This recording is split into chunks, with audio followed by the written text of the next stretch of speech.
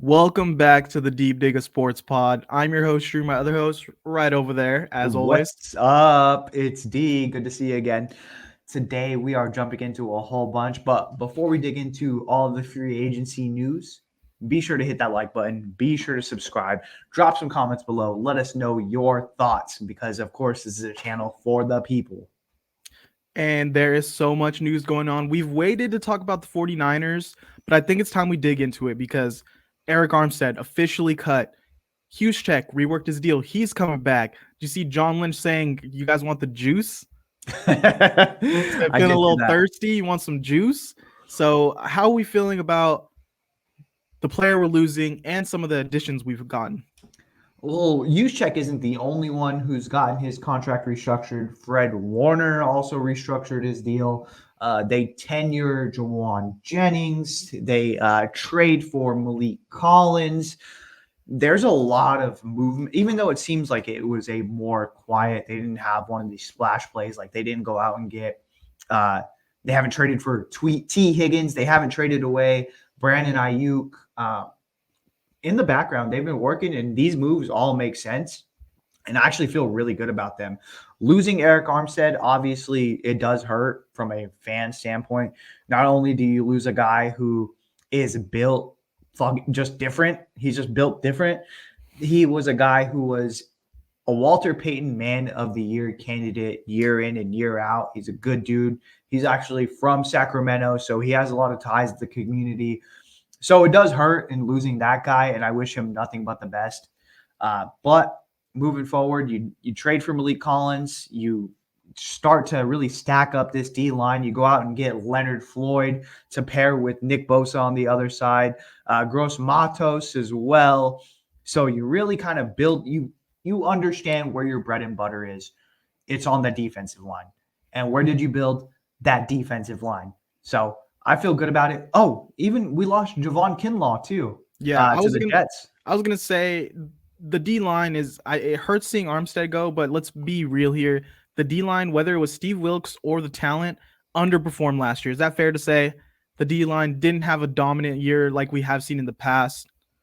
And Kinlaw gone, Armstead gone, Chase Young gone, and with that we replaced them with Gross Matos, Floyd, and Malik Collins. And I'm feeling really good about all those signings. I think Leonard Floyd is an upgrade over Chase Young where they're at in their careers right now.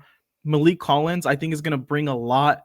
I've seen a lot of Texans fans saying like he's undervalued. He's actually brings a lot to the table. He's really good.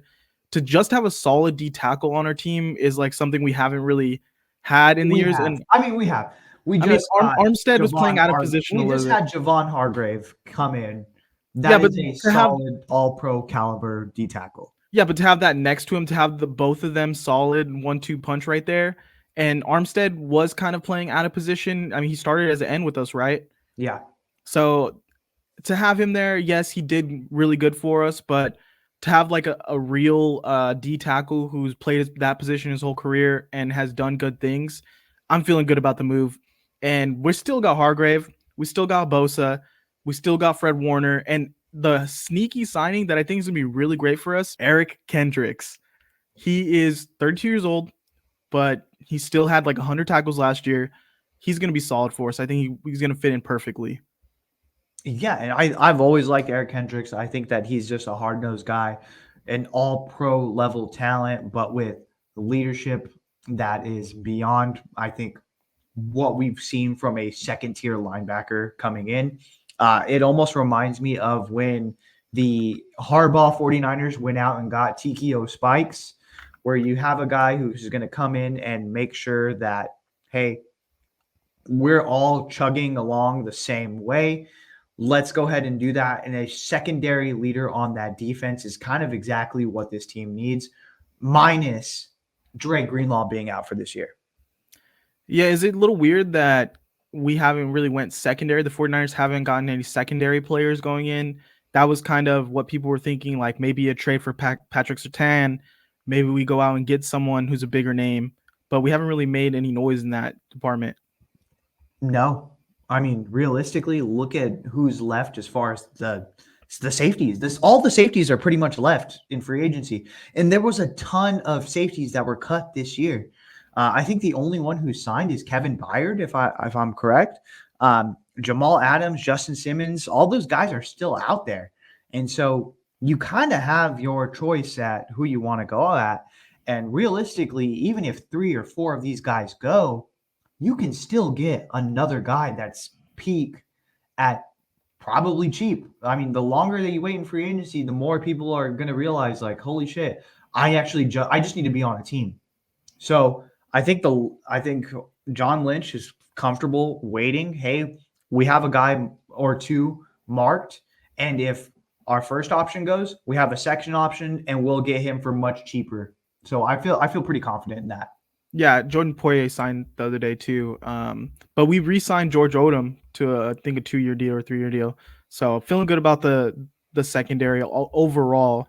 Um, I think the worst move of this offseason for the 49ers, the one that's really fucking all the fans over, Deebo Samuel switching his number from 19 to 1.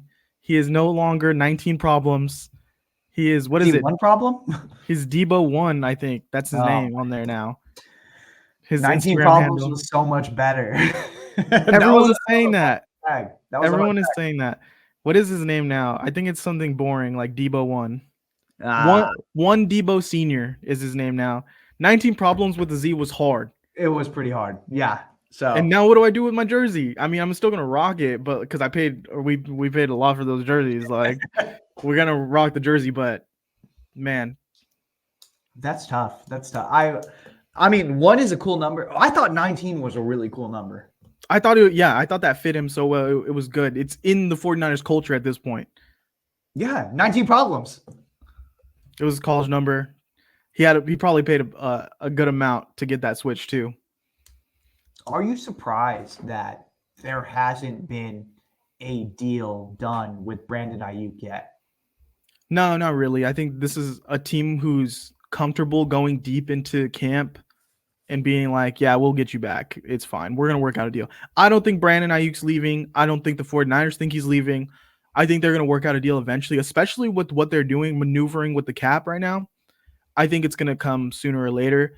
And even if we do move off from him, like we have a lot of opportunity here to get another receiver, bring back Juwan, maybe draft another receiver. This is a deep class. So I'm not too worried about it. I think should we be concerned at all that we haven't that we don't really have a backup quarterback? Brandon Allen re-signed.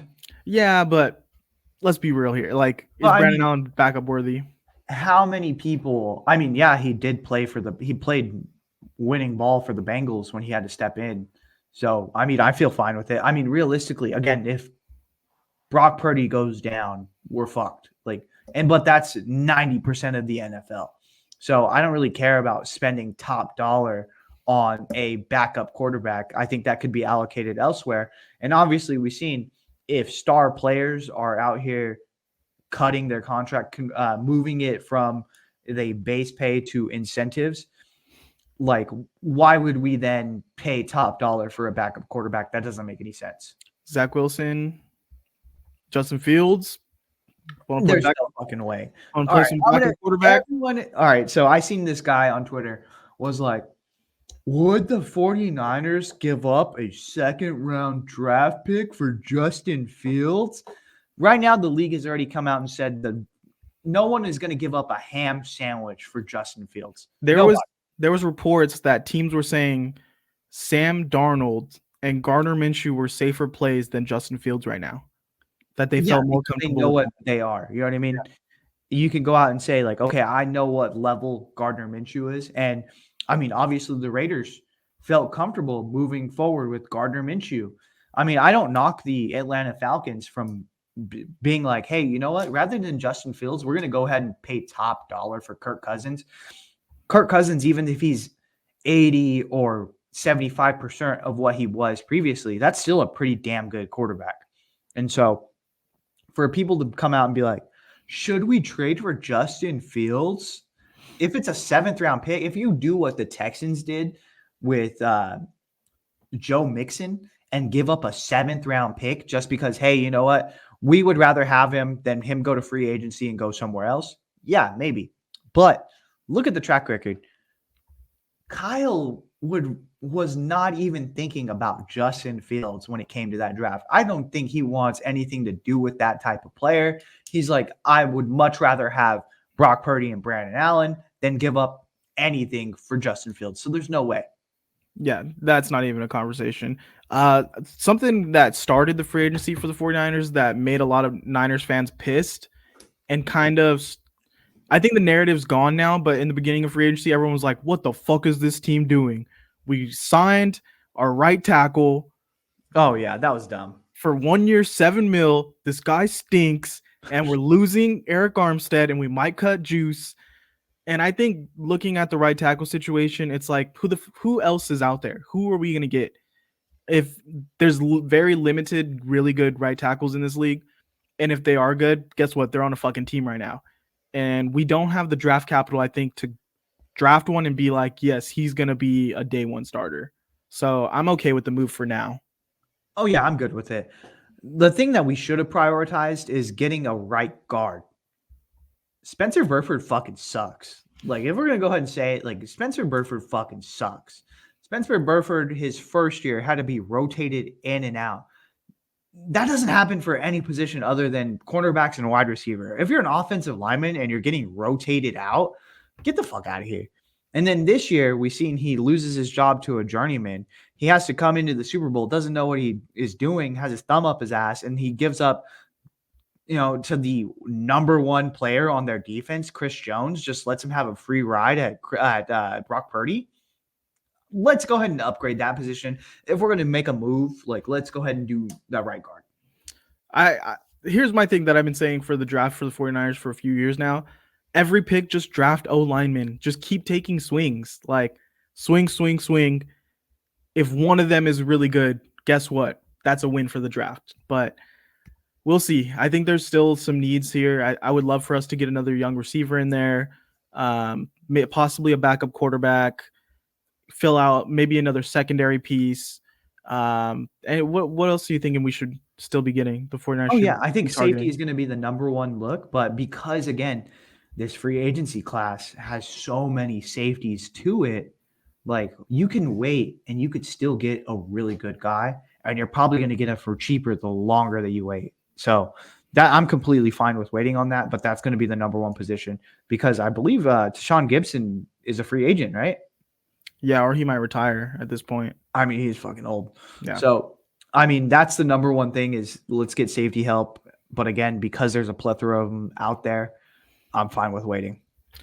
All right, well, that's everything right now. We'll keep you updated on everything that goes on with the 49ers. There's a lot happening so quick, so we'll try to get those in as they come along. Don't forget to like, comment, subscribe, hit that subscription button because we're so close to 400. Yep. And we're trying to get in those. We're trying to get in that 400 range. And that's 100 more than Leonidas had. Maybe we'll win. All right. All right. Later. See ya.